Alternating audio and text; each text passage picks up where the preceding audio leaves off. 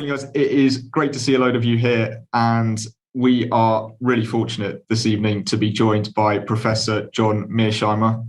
My name's Tom. I'm one of the co-chairs at King's Politics. And tonight we're going to begin with a talk from Professor Mearsheimer about the situation in Russia and Ukraine. And then I'll ask a handful of questions, and then we'll open up to audience questions. And Professor Mearsheimer has kindly offered a lot of his time today, so we'll go to about 6:30. There'll be plenty of time for audience questions. So if you would like to ask a question, please stick an X in the chat, and I'll come to you in order, and you can ask the question live on the screen. But if you'd prefer for me to read your question, please write it out in the chat. And ideally, if you could keep it concise, that will help me out a lot. Professor John Mearsheimer is the R. Wendell Harrison Distinguished Service Professor of Political Science at the University of Chicago, where he has taught since 1982. He graduated from West Point in 1970 and then served 5 years as an officer in the US Air Force. He has published 6 immensely influential books, principally on international relations theory, the most recent of which was The Great Delusion, Liberal Dreams and International Realities. In 2020, Professor Mearsheimer won the James Madison Award, which is given once every 3 years by the American Political Science Association to an American political scientist who has made a distinguished scholarly contribution to political science. Professor Mearsheimer, it is an honor to have you with us today. The floor is yours. Thank you very much, Tom. It's a great pleasure to be here. I wish I was not here virtually, but that I was physically at Cambridge. I'd actually love to come to Cambridge sometime and talk to you and to meet people, go to lunch, go to dinner, and so forth and so on. I understand these virtual talks are a good second best, but nevertheless, they are second best. Tom asked me to talk for about 20 minutes on the whole subject of the Ukraine crisis, which I, of course, have written about and talked about extensively since 2014. So I'm happy to do that, and I'll answer questions on Ukraine, and I'm willing to answer questions on almost any subject you folks would like to talk about. Let me do 2 things. First, let me talk about the origins and the history of this crisis, and then talk about why it's on the front burner today. And then let me say a few words in conclusion about where we're headed. The conventional wisdom in the West, and this is certainly true in a place like Britain and the United States, is that Putin is responsible for this crisis. It's the Russians. They're good guys and bad guys. And of course, we are the good guys and the Russians are the bad guys. This is simply wrong. The United States mainly, but the United States and its allies are responsible for this crisis, not Putin and Russia. Now, why do I say that? It's very important to understand that what the West has been trying to do since 2008 is turn Ukraine into a Western bulwark on Russia's border. And that policy had 3 dimensions to it. The first and most important is NATO expansion. The idea was that we were going to expand NATO eastward to include Ukraine. The second element of the strategy was EU expansion. So in other words, it was not just NATO expansion that was going to go and include Ukraine. It was also EU expansion. And the third element of the strategy was the color revolution. And in the case of Ukraine, that was the Orange Revolution. And the idea was to turn Ukraine into a liberal democracy like Britain, like the United States. And not only a liberal democracy, but a liberal democracy that was allied with the United States. Because again, this is all part and parcel of a strategy that is designed to make Ukraine a Western bulwark on Russia's border. Now, as I said to you, the most important element of the strategy is NATO expansion. And that's why the April 2008 Bucharest NATO summit is of immense importance.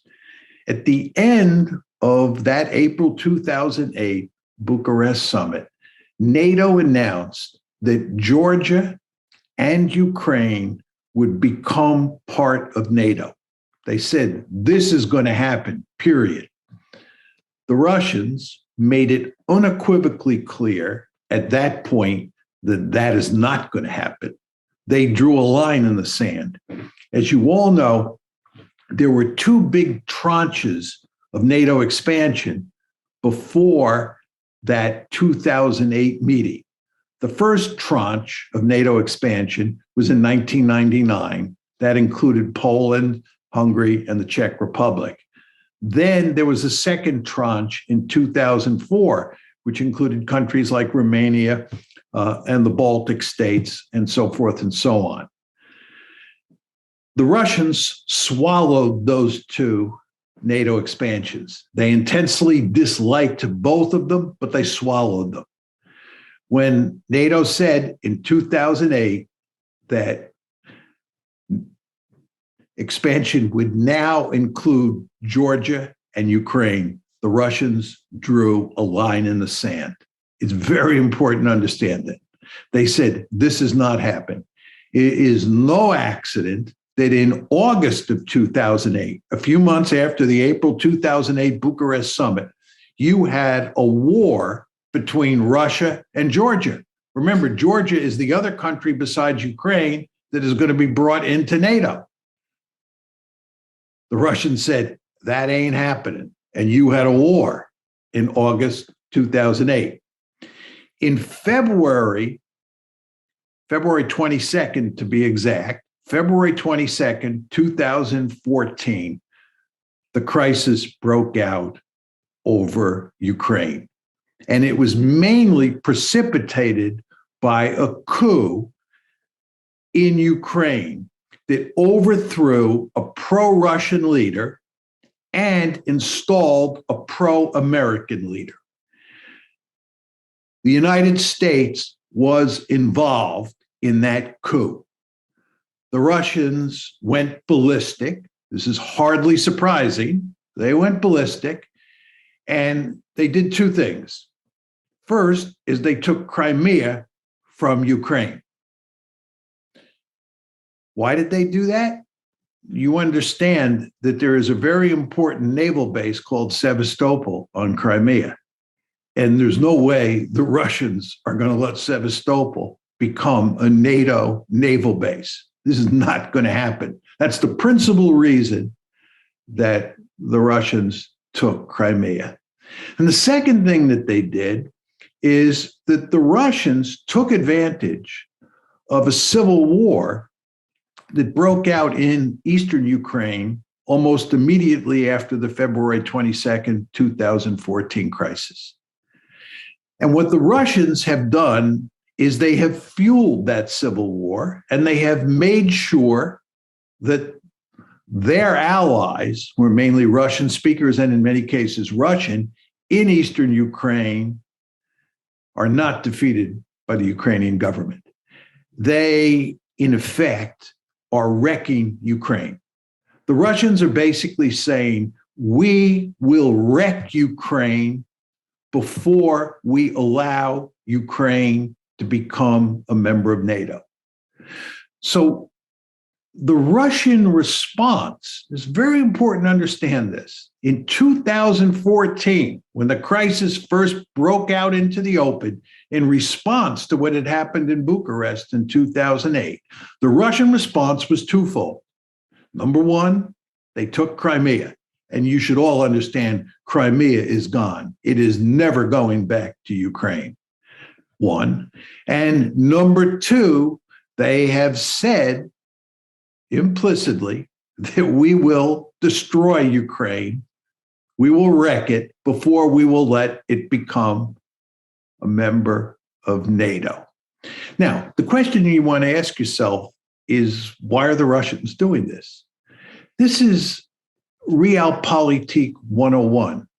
And the fact that people in the West, especially in places like Britain and the United States, don't understand this boggles my mind. I just don't understand it.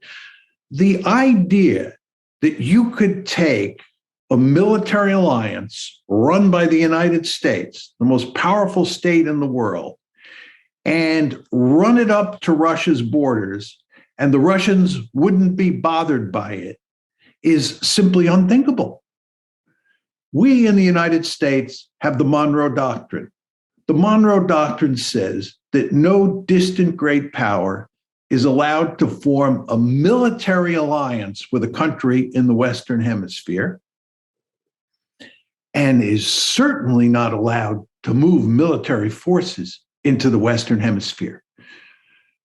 I remember the Cuban Missile Crisis very well. What happened there is the Soviets put nuclear-tipped missiles in Cuba.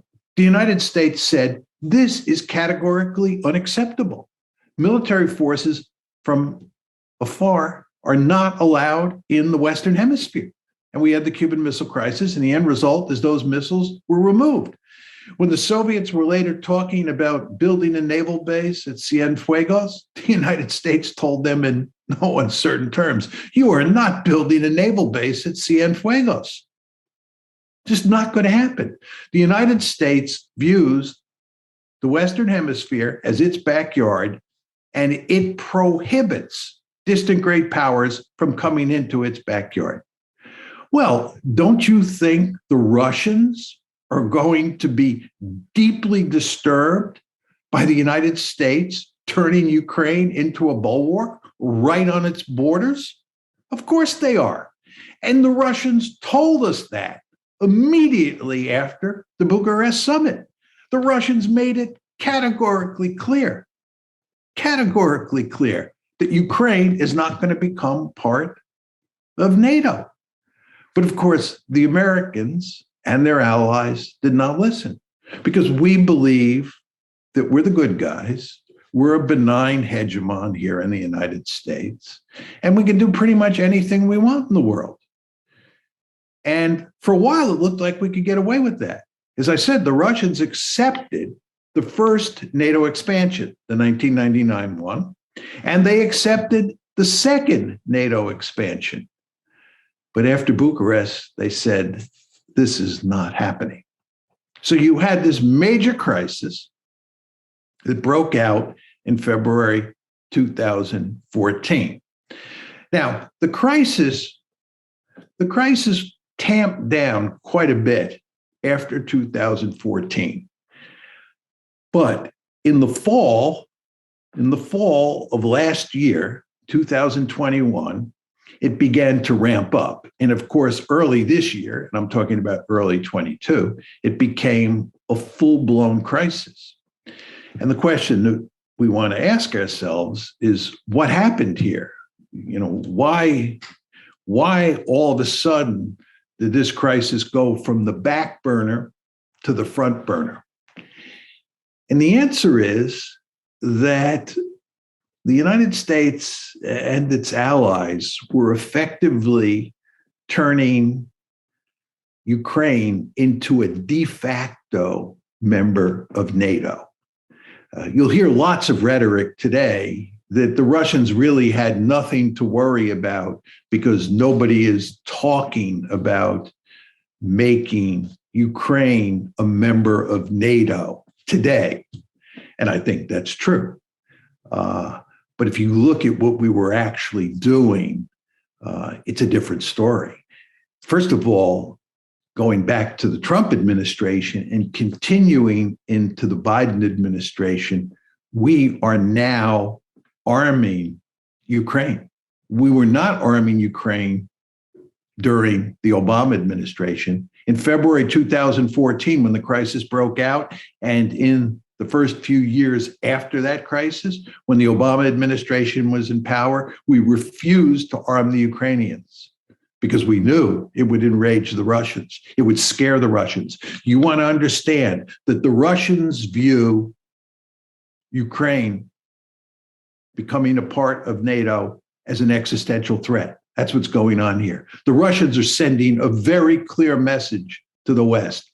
They're telling you, we take this threat seriously, and we are willing to use military force, if necessary, to eliminate this threat. The Russians are not fooling around here. So what you had happening in 2021, and of course it started before that under the Trump administration, is we were arming the Ukrainians. And when you start talking about arming the Ukrainians, those are Ukrainian forces that can fight against Russia's allies in eastern Ukraine. One thing that really spooked the Russians was that the Turks gave the Ukrainians drones. And drones have become a very effective weapon on the battlefield, as the Azerbaijanis proved against the Armenians last year. And the Azerbaijanis were using Turkish drones. So the Turks are giving drones. The Americans and the British are giving all sorts of other weapons to the Ukrainians. You know, of course, that we define these weapons as defensive weapons. But of course, as sophisticated IR theorists, you all know that there's no such thing as a meaningful distinction between defensive weapons and offensive weapons. As we all know from the security dilemma, what looks defensive to us looks offensive to them. You give drones to the Ukrainians. Do you think the Russians are going to view those as defensive weapons? I don't think so. Right? You start training the Ukrainian forces the way the British and the Americans do. You don't think the Russians are going to see that as a threat? I can guarantee you they are, right? So what's happening here? We're arming, we're training the Ukrainians. And if you look at how we're dealing with Ukraine diplomatically, we're basically talking about Ukraine as if it were an ally or a partner. That's the kind of rhetoric we use when we talk about Ukraine. So it looks like diplomatically and militarily, the bonds between the West, especially the United States, and Ukraine are tightening. At the same time, we're doing a number of provocative things outside of Ukraine that really bother the Russians enormously. The British foolishly run a destroyer through Russian territorial waters in the Black Sea this past summer, June 2021. The Americans take a bomber and they drive it right up against the Russian coastline in the Black Sea. This really bothers the Russians, unsurprisingly. So what you see happening here is the Russians have a very powerful sense that NATO is moving eastward.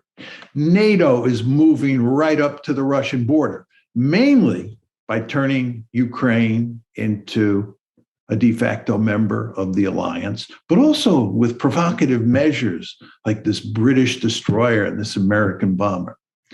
The Russians, as Sergei Lavrov, the Russian foreign minister, said, reached a boiling point. They had it. They had it. They're not interested really in negotiating anymore. They're interested in altering the status quo. And the end result is you've had this massive military buildup, which is doing enormous damage to the Ukrainian economy, which was already a basket case before the crisis. So Ukraine's situation is getting worse and worse. And the Russians have sent a very clear signal to the West that if they up the ante, they meaning the West, if the West ups the ante, the Russians will up the ante. And again, Ukraine is not becoming a part of NATO. So that's where we are today. We have this major crisis, which goes back really to April 2008. That's the genesis, that decision to make Ukraine part of NATO. And then you had the crisis break out 22 February 2014. And over time, it was ameliorated somewhat, pushed to the back burner, I think one could say. And then all of a sudden, it broke out again. Now, is there any hope that we can settle this crisis? I'll tell you what I think the best solution is. I think it's an obvious solution, but I think it's politically unacceptable at this point in time. The obvious solution is to turn Ukraine into a neutral state, more or less a buffer between Russia on one side and NATO on the other. This is effectively what you had up until February 2014. Ukraine got its independence when the Soviet Union broke apart in December 1991. And from December 1991 until roughly early 2014, there was no real problem with Ukraine. The United States and its allies were not fighting with the Russians over Ukraine. There was a verbal dispute going back to the April 2008 Bucharest summit, but there was no crisis because Ukraine from 1991 to 2008, to 2013 was through 2013 was effectively a neutral state. It was a buffer. It was NATO that changed the situation. You understand, we now have changed the rhetoric to make the Russians the bad guys. You hear all this talk that Russia is bent on creating the second coming of the Soviet Union. Russia is bent on creating a greater Russia. All right. The Russians are the bad guys. This is a story that was invented after February 22nd, 2014. Nobody was making this argument before February 22nd, 2014. Nobody was arguing that we had to expand NATO to contain Russia before February 22nd, 2014. What happened on February 22nd, 2014 is this cockamamie strategy that we had invented to make Ukraine a part of NATO blew up in our face. And when it blew up in our face because of our flawed policies, we were not going to admit that we had screwed up. No, we had to blame the Russians. So we said they were bent all along on dominating Eastern Europe. And of course, you hear the same argument made today. It's the Russians who are the bad guys. Putin is really dangerous. We can't negotiate with him. This is the equivalent of Munich, which is another way of saying he's the second coming of Adolf Hitler, and making a deal on Ukraine is like making a deal on Czechoslovakia in October 1938. This is all pure unadulterated nonsense, right? Again, there was no threat from Russia before February 22nd, 2014. Just wasn't. We invented that story.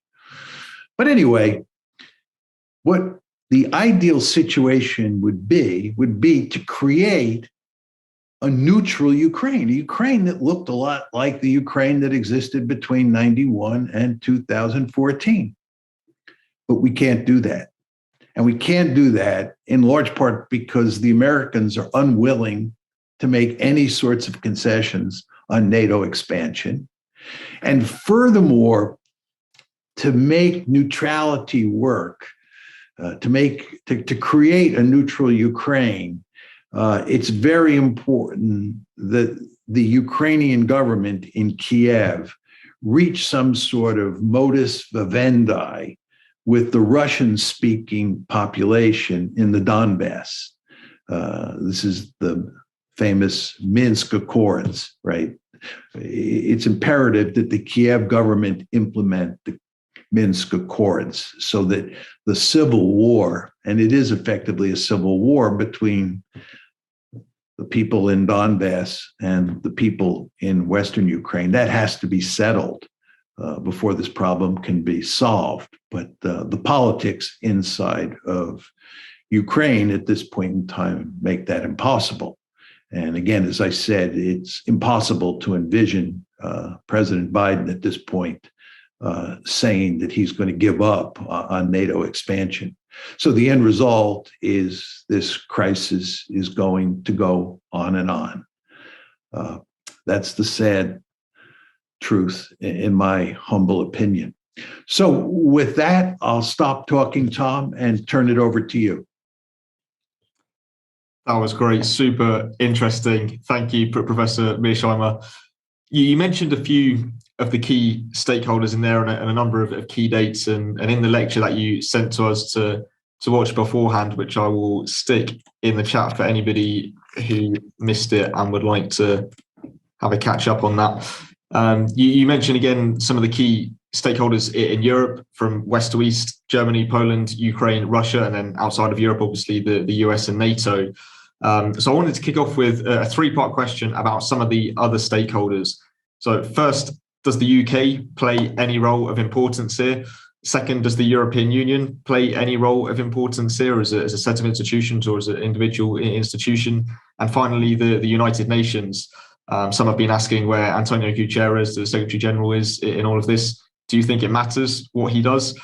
So the UK, EU, UN, do they play any role of importance in this situation? Well, let's talk about the UK first, and we could pick any European country, including Germany and France as well. The Russians don't want to negotiate with the Germans. They don't want to negotiate with the French, and they don't want to negotiate with the British, because they understand full well that the United States runs the show. And the British will do what the United States asks them to do. So you can have perfunctory conversations with the British, but it really doesn't matter. And that's why the Russians want to talk to the United States. And the Russians don't even want to talk to NATO. They don't want to talk to Stoltenberg. They want to talk to the United States. They want to talk to Joe Biden, because they know that the Europeans basically do what the Americans ask them to do. And if there's any country that does what the Americans ask them to do almost axiomatically, it's Britain. The Germans and the French sometimes resist, as we know from the Iraq War in 2003. But Tony Blair was a mere cheerleader for the United States in that war. So Britain does not have much of a role to play here. The United States is the key player. I don't say that because I'm an American. And indeed, I think American policy is usually so foolish these days that it would be better if the United States had less influence. And it would be better if the Europeans, especially the Germans and the French, stood up to the Americans. With regard to the EU, it's very important to understand that it's not just NATO expansion that is designed to make Ukraine a Western bulwark on Russia's borders. It's NATO expansion, EU expansion, and the color revolution, the orange revolution, the movement to democratize Ukraine. Because you understand, just on the democratic point, the democratization point, the Russians fear that what we will do is then have a color revolution in Russia itself. If you go to Beijing, you go to Moscow. In both places, the leadership lives in fear that the United States will try to foster a color revolution inside China or inside Russia, right? So democratization, EU expansion, and NATO expansion are the three key elements of the strategy, although NATO expansion is the key. So the EU does matter here. There's no question about that, Tom. But the EU is, again, not much of a player. NATO's not much of a player. It's the United States that is driving this train.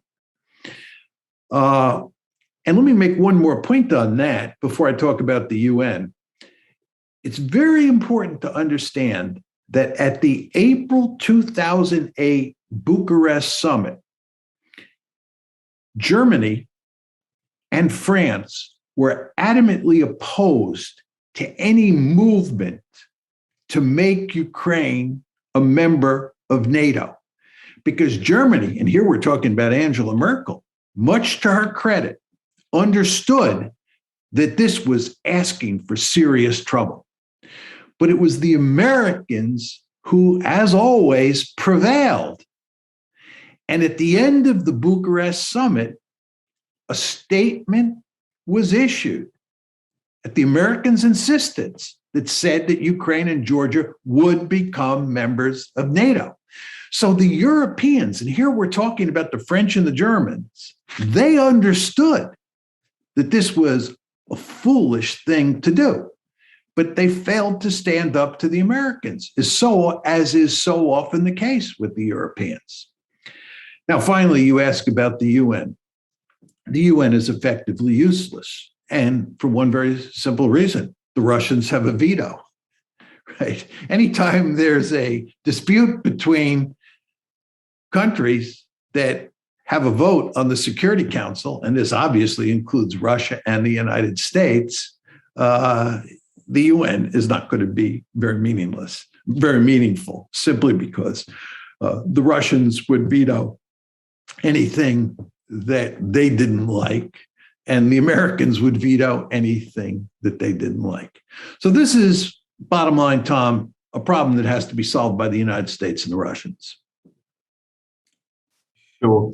Do you think Putin had any intentions over the past few days or weeks, I guess, and months, including the preparations for what has unfolded over the past few days? Do you think he had any intentions of invading Ukraine, or is this all just about embarrassing the West and creating a situation where the narrative can be changed slightly? My view is that he did not have any intention of invading Ukraine, and he nevertheless understood that there might be circumstances under which that was necessary. For example, I believe if Ukraine was to attack the Russian-supported forces in the Donbass, he would come to their assistance, and that would probably involve a Russian invasion of the eastern part of the country. So I think there's certain scenarios where he might have come in. But I think, putting that aside, he had no intention of invading Ukraine. And there are two reasons for that. One are the costs, and two, the benefits. Let's just talk about the costs. First of all, if he invaded Ukraine, he'd own it. He'd be an occupier, and that would not work out very well. As he surely knows, when you occupy a country in the modern world, it invariably leads to huge resistance and all sorts of trouble. Putin is surely smart enough to know that invading Ukraine and owning it would be a prescription for huge trouble. Secondly, if he invades Ukraine, we have made it clear in the West that we will go to great lengths to cripple the Russian economy. So there will be significant economic costs in addition to the costs of running an occupation in a huge country filled with people who don't want you there. So those are the costs. Now, what about the benefits of not invading? Putin is winning. I mean, first of all, he's got our attention, right? We're now scrambling to negotiate with him, talk to him, to ameliorate this crisis. Furthermore, we in the West now understand that NATO expansion into Ukraine is viewed by the Russians as an existential threat. So Ukraine is never going to become part of NATO. That's just not going to happen. We now know that. Nobody will say that, and Biden is in no position to back off. But Putin has made it clear where the Russians stand on this. Everybody knows there is a red line in the sand. Furthermore, Putin is doing enormous damage to the Ukrainian economy. He is weakening Ukraine. He is making it less likely that Ukraine will be in a position to launch an offensive against the Donbass, making it less likely that Ukraine will ever be in a position to become a member of NATO. This is why the president of Ukraine is saying to President Biden, please stop talking about an imminent Russian invasion, because when you do this, you're doing serious damage to the Ukrainian economy. which, as I said before, was a basket case before the crisis. So this crisis has done serious damage to Ukraine, and at the same time has sent a clear message to the West that the present plans of the West to bring Ukraine into NATO are not going to happen. So I think when you marry the cost with how well the strategy is working out, Putin is a winner. Do you think the West had many other options in terms of how it would respond, even if it made your analysis, which I guess in a lot of cases it probably didn't, but if the intelligence suggested this was just a build-up for the reasons you suggest, was there another option for the West other than also matching the build-up and sending arms to Ukraine, or were they a little bit snookered? Politically, there was no other option. We were screwed. Yeah.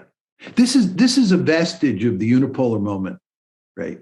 We, in 2008, when we were the unipole, we decided to expand NATO, and it blew up in our face in 2014. This is when the unipolar moment is coming to an end.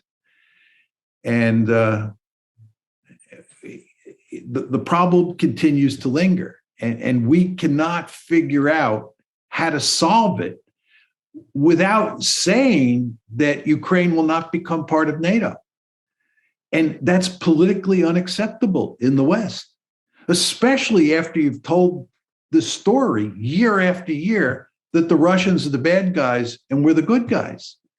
If the Russians are the bad guys and they're highly aggressive, and you believe the Ukrainians have the right to this and the right to that, and you're committed to making sure that they realize these rights, it's almost impossible politically to walk away from this one.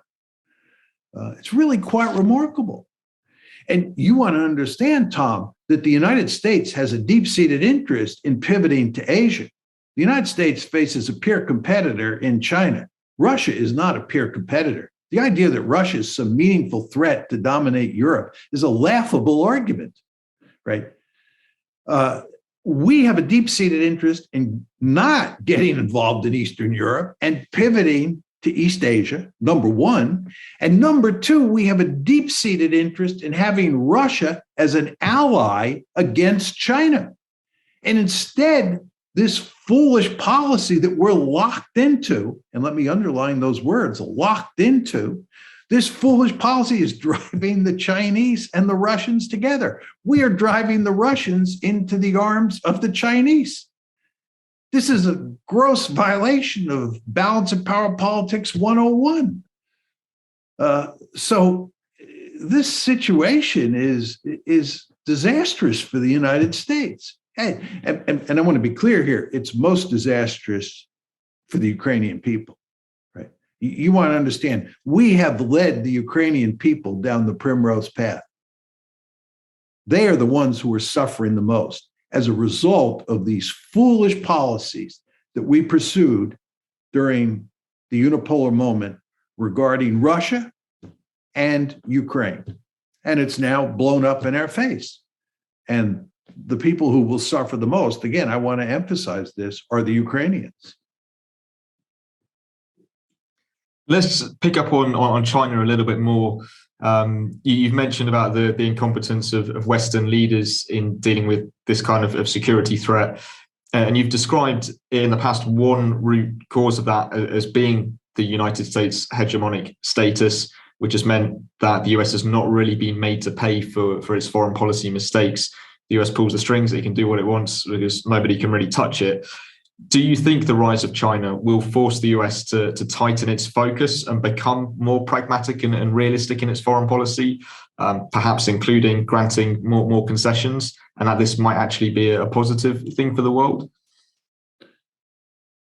It's not a positive thing for the United States because having a peer competitor is not good. I mean, it was much better to be the unipole. When you're the unipole, you are by definition the only great power on the planet. We now live in a multipolar world where there are two other great powers, Russia which Putin brought back from the dead, and China, which has grown by leaps and bounds since the early 1990s and is now a peer competitor of the United States. So it would be much better from an American perspective if we were still in the unipolar moment and not in a multipolar world. But to get to the issue that you're raising, Tom, I think there's no question that in unipolarity, the United States is free to pursue all sorts of foolish policies because it doesn't pay a great price. It's usually other countries that pay for America's mistakes. And almost all the wars that we fought in the unipolar moment were unfair fights. It was Bambi versus Godzilla, and we were Godzilla. That world has gone away. And to sort of pick up on your rhetoric, the China threat is going to focus our mind. If the United States gets into a fight with the Chinese over Taiwan or South China or the South China Sea, it's not going to be an unfair fight. China has formidable military capabilities, and those capabilities are growing by the month. So we, the United States, are going to have our hands full trying to contain China. There's no question about that. And I believe that for structural reasons, given this new threat environment, the United States will behave less foolishly or more wisely than it did during the unipolar moment, where again, it was free to pursue foolish policies because the costs were not very great. The costs associated with containing China are potentially much, much greater. So I believe we will behave in smarter ways vis-a-vis China moving forward. But as I said to you earlier, Tom, you want to remember that the Ukraine crisis is a vestige of the unipolar moment, right? It just sticks in our craw. We can't get rid of it. But it's in our interest. It's in our interest to put an end to the Ukraine crisis, in large part because we want to pivot to Asia. I'm going to ask one more question and then we'll turn to audience questions. So if anyone has a question they would like to ask, please write it in the chat or stick an X in the chat and you can ask it on screen. So following on from the sort of the China threat, do you think the rise of China as a serious peer competitor could be a bit of a turning point that leads to the US taking a more proactive and positive approach towards Russia? Because as you have argued, we need Russia to balance China. Or is it the case that this latest episode and I guess what we've seen before that is just demonstrating that the West is going to continue to be dogmatic about Russia relations and not be particularly proactive in bringing them on side? Well, I've been arguing for the past couple of years that Russia and the United States would eventually become allies against China. I think ceteris paribus, China is a greater threat to Russia than the United States is. China and Russia share a border. The United States is separated from Russia by the Atlantic Ocean on one side and the Pacific Ocean on the other side. But the fact is that this crisis over Ukraine really cuts against or contradicts that basic argument that I've been making.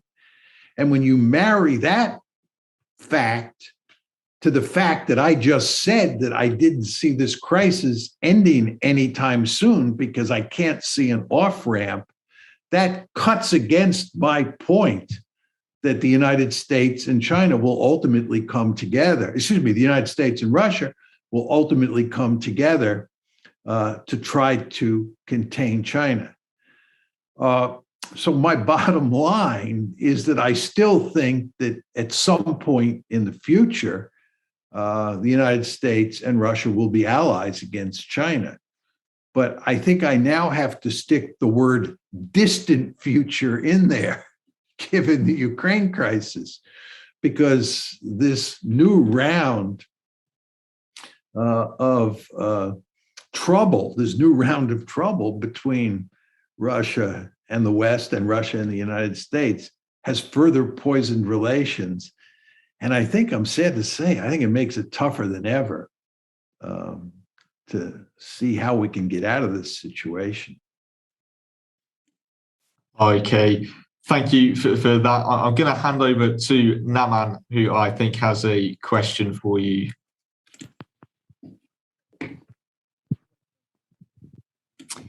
We can't hear you, Naman. Try again. Can you hear me now? Yeah, perfect. Apologies for that.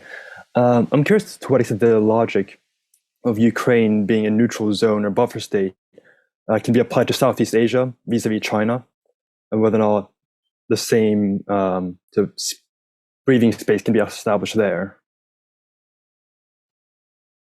Well, one can argue that it's hard to have buffer states between great powers because each great power has a vested interest in turning that buffer state into an ally or even conquering it. This is why a country like Poland, which used to be sandwiched between Germany or Prussia and Russia or the Soviet Union and Austria, disappeared from the map on numerous occasions. Poland had terrible geography because it was sandwiched in between these great powers.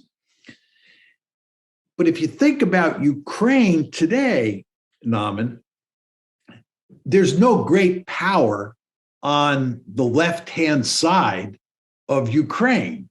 There is a great power, Russia, on one side. But if you take away the United States and NATO expansion, there's no threat to Ukraine. There's no great power threatening Ukraine on its left-hand side. And Russia, as I said, has no interest in conquering Ukraine and doesn't have to worry much about Ukraine for strategic reasons in the absence of NATO expansion. So you take NATO expansion away, Ukraine can easily remain a buffer state. If you go to East Asia, the question is, what countries look like buffer states? And I don't see any buffer states out there. And the reason is that the potential points of conflict in East Asia involve the South China Sea, Taiwan, and the East China Sea, especially these rocks in the East China Sea that the Japanese say belong to them and the Chinese say belong to them. Instead of having buffer states with regard to those three flashpoints, you have water. You have the South China Sea, no buffer state, it's all about water. You have Taiwan, the buffer between Taiwan and mainland China is water. And then you have these rocks in the East China Sea, where the buffer between them and Japan and them and China is water. Okay? But you could argue that if you look at Taiwan, you look at these islands or islets in the South China Sea, and you look at the rocks in the East China Sea, that both sides, both the Chinese side and the American-led side, have a vested interest in controlling those pieces of territory in the same way that the great powers had a vested interest in controlling Poland in the past. In other words, think about Taiwan. The United States and Japan, and now Australia, they want to keep Taiwan on our side of the ledger. The Chinese want Taiwan back, not only because it's sacred territory to them, but also because it has important strategic value. So you can see, in response to your question, that if you look at East Asia and you look at how the Americans, the Japanese, and the Australians on one hand think about Taiwan, and you look at how the Chinese think about Taiwan, it's important strategic real estate that they both have their eye on for good security-related reasons. And that's not unlike Poland in the past. And excuse me, it's not unlike Ukraine in a world where a NATO alliance moves to incorporate Ukraine into NATO. But the general point here is that great powers worry greatly about their security. They tend to be paranoid. And any smaller country that lives in the neighborhood of a great power should be extremely careful not to anger any of its great power neighbors, because those great power neighbors are likely then to do terrible things to them.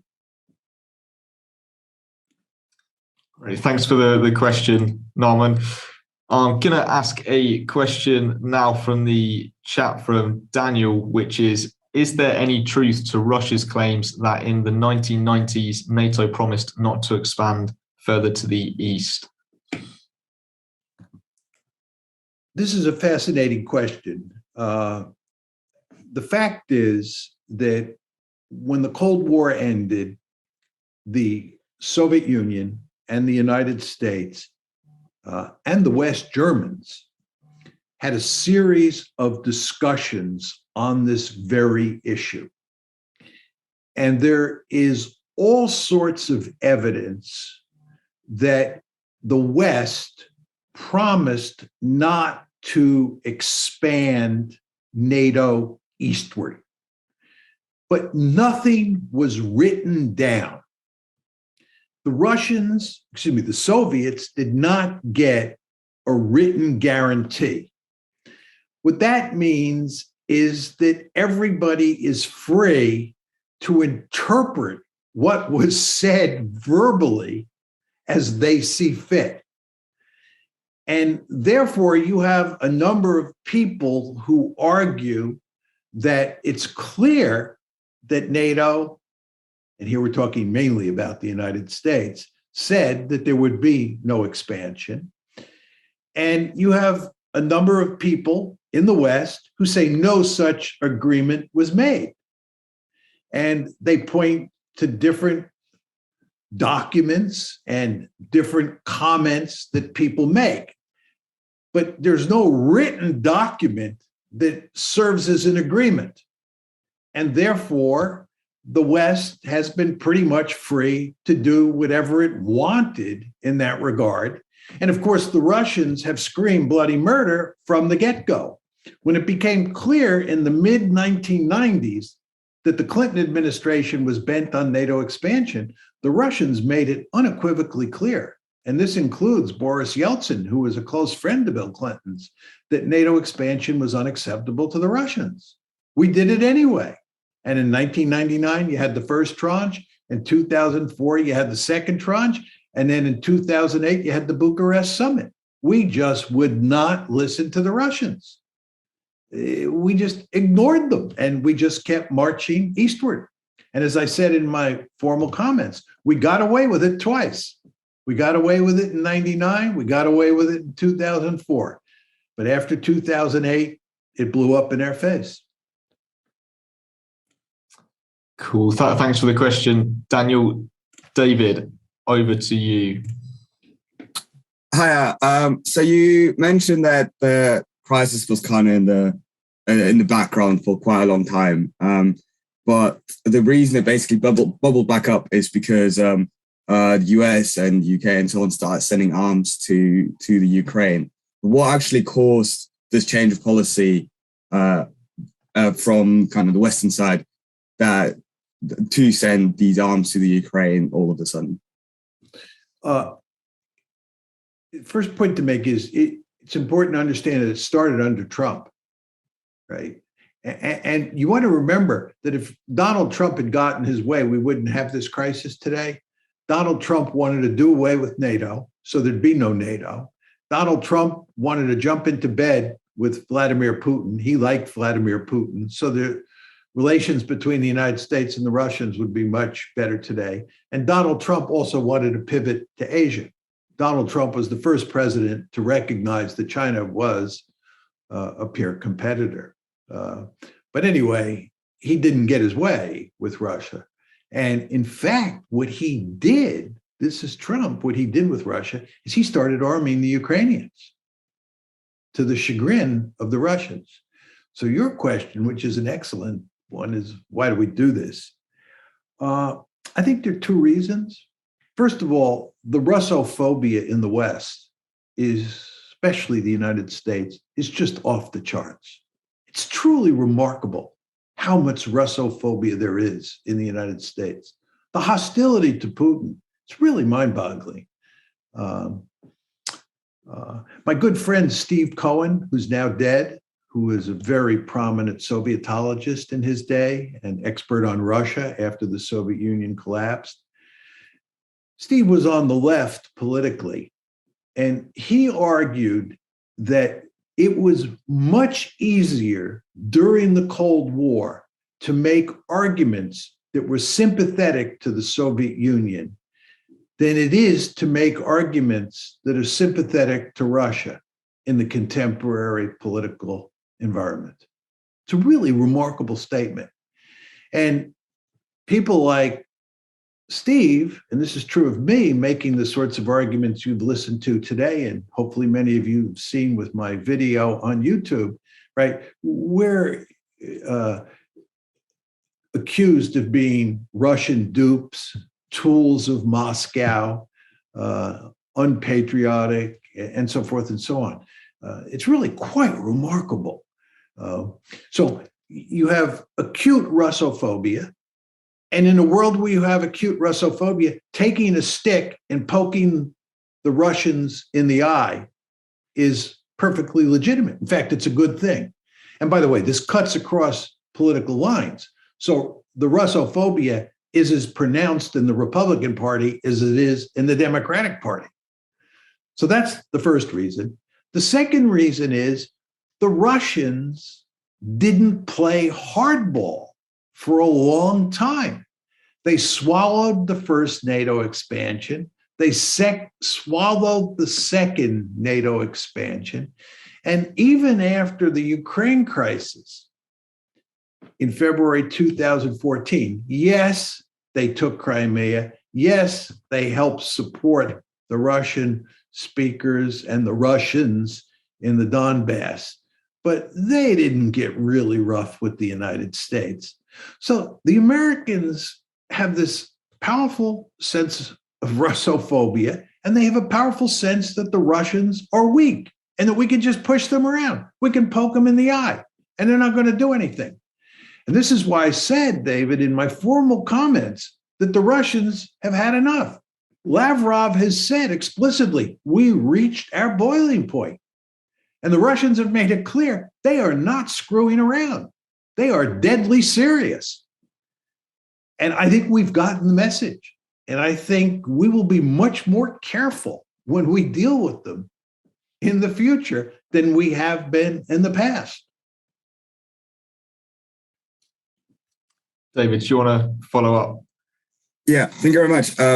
If I can just follow this up. So why, I'm not sure if this is completely related to this, but why do you think where this Russian phobia kind of came from? Like, how did it develop? And why is it even now more pronounced than in the Cold War, as you said? I'm not exactly sure. It's a subject I've thought about getting a bunch of people together to talk about and just talk it through. I'd be curious what you folks have to say about this. It has to do, I think, in part with the fact that the Soviet Union was our mortal enemy during the Cold War. Russia is the key remnant state left over from the Soviet Union. So I think there is a lot of leftover resentment or anger towards Russia that stems from the Cold War. I think the fact that Putin stands up to the United States, that Putin is not a pushover, angers the United States. I think that the fact that Putin heads an authoritarian state and that his position on certain social issues like homosexuality drive lots of people in the West crazy. I think that matters too. How much, I'm not sure.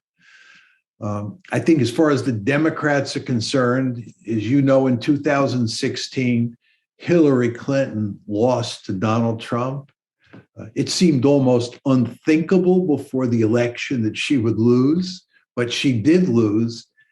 And the Democrats invented this story that it was not Hillary's fault. It was the Russians who threw the election for Donald Trump, that there was this tight-knit connection between Trump and the Russians manipulated the American political system so that Hillary lost and Trump was in the White House. I think that caused many Democrats who believed that story, because they couldn't possibly believe that Hillary lost because she was a terrible candidate and that Trump was, in many ways, a very clever politician, right? And he barely won, but he won. And there had to be some reason for that. It was the Russians. I think that really contributed to the Russophobia in the Democratic Party. But those would be some reasons. But you want to take everything I said with a grain of salt, because again, I haven't thought this one through, and I don't have a really sort of clear answer in my head. But it is a fascinating question. Thank you very much. Great. Thank you, David. If anyone else has any thoughts on that sort of question, it'd be really interesting to hear those too. I've got a question from Ben here, which is, presuming that one does believe in the liberal international order and viewing it as a concept arising in its current form after the collapse of the Soviet Union, do you think it's fair to say that we've moved out of this liberal order if we're talking about a return to Cold War spheres of influence and buffer states? Yeah, I've actually written a piece on this that's on my website. It's called Bound to Fail, that deals with the liberal international order and what I think happened. And for anybody who's seriously interested in what I have to say, you should take a look at Bound to Fail. My basic argument on this is that the liberal international order was only possible in a unipolar world. That with the rise of China and the resurrection of Russian power, you moved from unipolarity to multipolarity. And in that multipolar world, it's impossible to sustain a liberal international order. And let me tell you why. It's very important to understand that an international order is comprised of institutions. That's what an order is. An order is a cluster of institutions, many institutions. And those institutions are really rules that allow states to engage in economic and diplomatic intercourse. Okay, that's what the institutions do. The World Trade Organization, and before that, GATT was the predecessor of the WTO. Those institutions were designed to facilitate international trade. Now, it's important to understand it's the great powers who write the rules. The great powers form institutions, they build institutions, they basically run institutions. This gets back to my earlier point that the United States basically runs NATO. It's the most powerful state on the planet, certainly the most powerful state in the West during the Cold War, and was the most powerful state in the world during the unipolar moment. So what happened was that you had this liberal international order during the unipolar moment, roughly from 1990 to 2017. And the United States created it and loved it. and we wrote the rules. But what's happened here is that we've moved out of unipolarity, and the Chinese are now very powerful. They're a peer competitor, and the Chinese want to rewrite the rules. And the Chinese, by the way, want to create new international institutions of their own, like the AIIB. I don't blame the Chinese at all. But the Chinese are now challenging the Americans, as are the Russians, but mainly the Chinese are challenging the Americans regarding the shape of the existing international order. And the Chinese are creating new institutions. The Americans are creating new institutions because we're in a new Cold War. So that liberal international order that existed during the unipolar moment has fallen apart. And we're never going to see it again. Great. Thank you for the question. We've gone from Gabor, which is, to what extent do you think Putin's personality has affected or will affect this situation? I don't know anything about his personality. All I will say is I believe that Putin and Lavrov are first-class strategists. They really understand the essence of international politics. They understand how international politics works. And they do, in my opinion, a terrific job of playing Russia's hand. Russia has a rather weak hand to play. It's nowhere near as powerful as the United States, mainly because the United States has many more people and the United States is much wealthier. And you all know that the two principal building blocks of military power are population size and wealth. And Russia's population is considerably smaller than America's, much smaller than China's. And in terms of wealth, Russia is not in the same class as the United States. So Putin and Lavrov are playing a weak hand, but I think they play that weak hand brilliantly. I think they're first-rate strategists. And every time I hear Putin speak, I'm always impressed by his knowledge of the situation and his views on how best to deal with the situation from a Russian point of view, not from an American point of view, but from a Russian point of view. So I think very highly of him as a strategist and of Lavrov as well. But I know nothing about the personality of either one of them. Thank you, Gabor. We'll hand over to Sarah. Hi. Yeah, thank you so much. I actually wanted to make a brief comment about the Russophobia and then a question.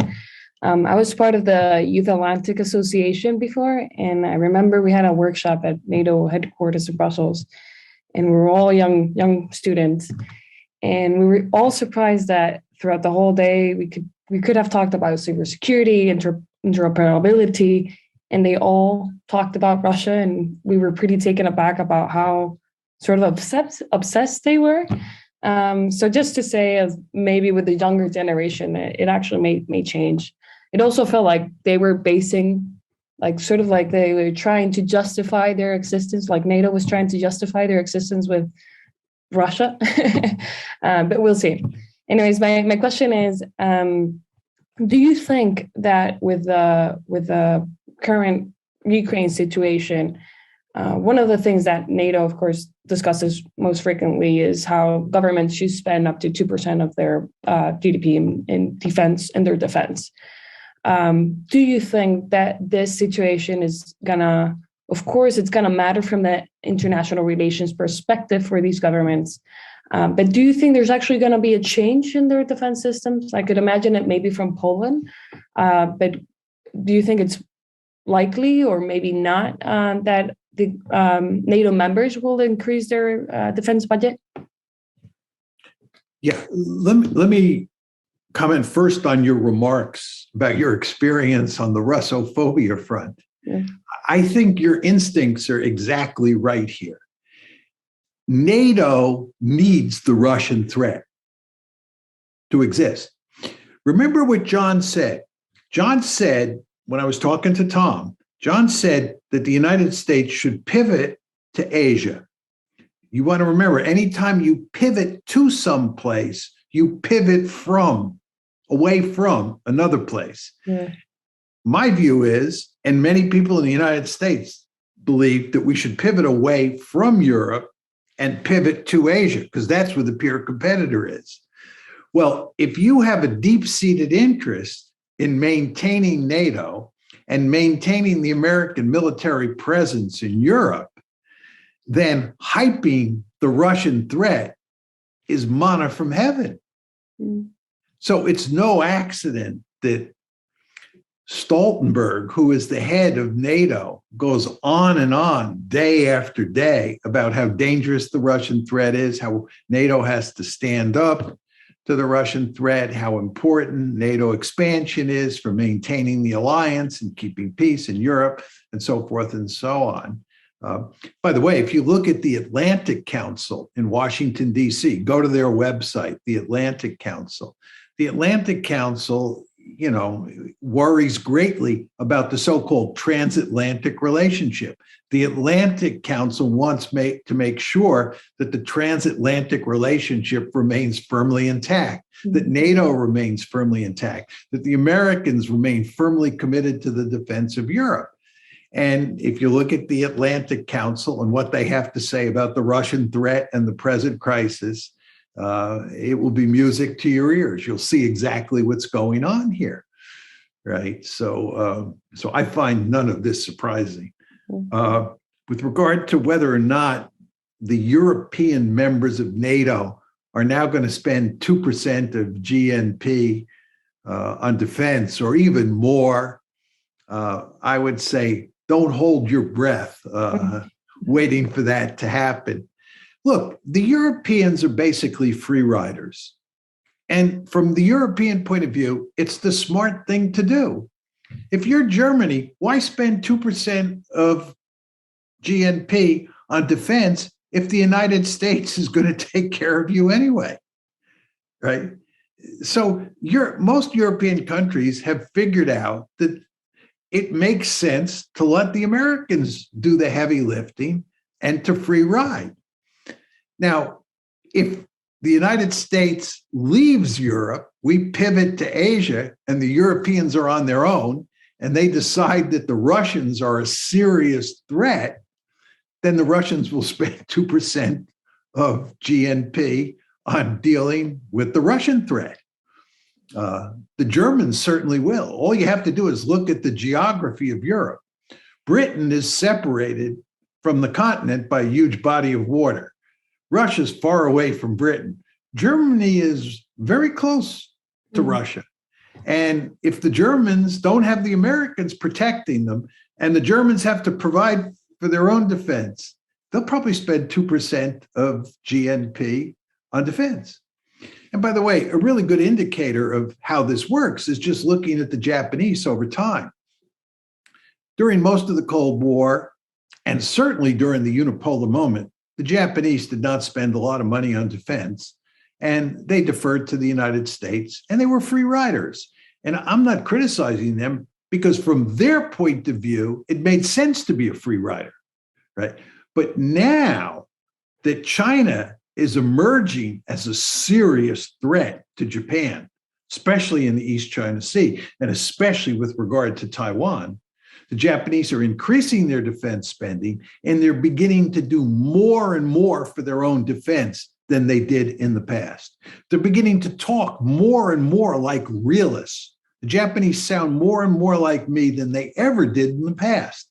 And this is because they're now facing what they think is an existential threat in China. But absent that in Europe, and given the presence of the United States, I think you can rest assured that the Europeans, most European countries, are going to continue to spend less than 2% of GNP on defense. Thank you. You're welcome. Hey, thanks for the question, Sarah. We're getting short on time, so I'm going to try and squeeze one more question in from Valentina. Sorry to those of you who we didn't get around to your question. But the last question from Valentina is, what role do you believe nuclear weapons play in the current crisis? Will they prevent it from further escalating? This is a great question. I think there's no doubt that nuclear weapons cast a big shadow. During the Cold War, when the United States and its allies and the Soviet Union and its allies were locked in a conflict in Central Europe, not a hot conflict, thankfully, but a cold conflict in Central Europe on the so-called Central Front, it was almost impossible to imagine a conventional war breaking out, in large part because we feared that when those huge armies crashed into each other, there would be nuclear escalation. Remember, those huge armies not only had thousands of tanks and aircraft, they had thousands of nuclear weapons. And two military forces armed to the teeth with nuclear weapons crashing into each other is a really scary thought. And that provides a lot of deterrence. As you all know, the more horrible a war is likely to be, the less likely it is that that war will break out. So the presence of nuclear weapons in Europe during the Cold War were a force for peace.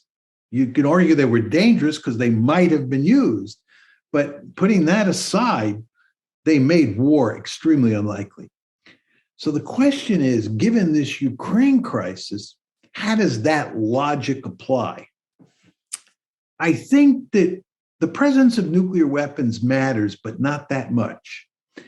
And the reason is that the United States has made it clear that it will not come to the defense of Ukraine. You want to remember that President Biden not only said we wouldn't come to the defense of Ukraine, he said that if Russia invaded Ukraine and American citizens inside of Ukraine were threatened by the Russian invasion, he would not come to the rescue of those American citizens. President Biden understands full well, if Russia goes into Ukraine and we go into Ukraine, this is not a good situation because both of us have nuclear weapons. I mean, of course, he doesn't want to fight a conventional war against the Russians in Ukraine either. But again, the United States has nukes, the Russians have nukes. We don't want to fight. So I think it's extremely unlikely, not impossible, but extremely unlikely that you could get a war between Russia and the United States over Ukraine. And therefore, I think that nuclear weapons don't really deter the Russians from invading Ukraine. What deters the Russians from invading Ukraine, this goes back to my earlier discussion with Tom, is the fact that the costs would be enormous. Remember, I said to Tom, they'd pay the cost of occupation, they'd pay the economic costs that came with sanctions. But on the other side, the benefits of not invading are quite significant. They've got our attention. They've made it clear that Ukraine is not going to become part of NATO.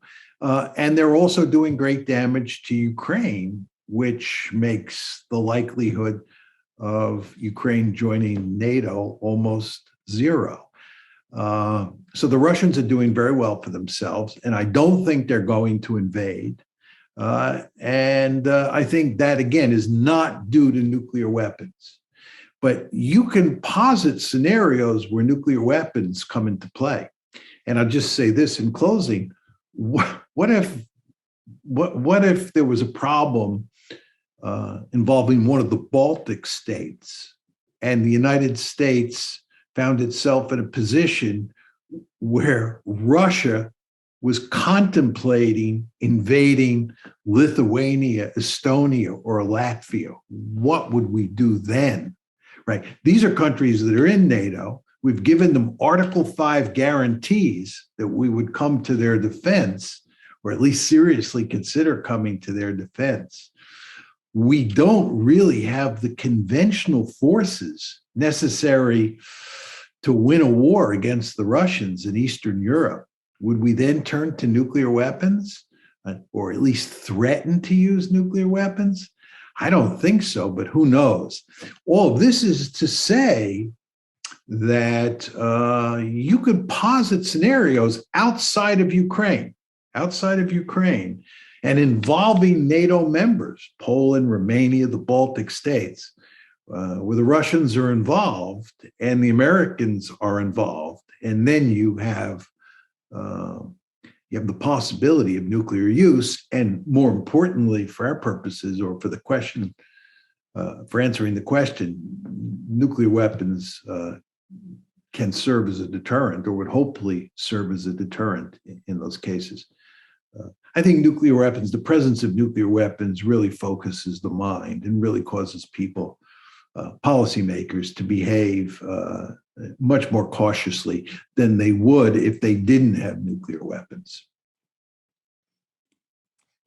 That's a really interesting point to end on. Professor Mearsheimer, thank you for spending so much time with us today, especially at this point when it seems international relations are a especially tense bit of time. So thank you really for giving up your time to spend today with us. My pleasure, Tom. Thank you very much for having me. Thank you to everybody who came out and asked questions. I hope you enjoyed the talk, and I hope we get to meet in person at some place down the road. Definitely.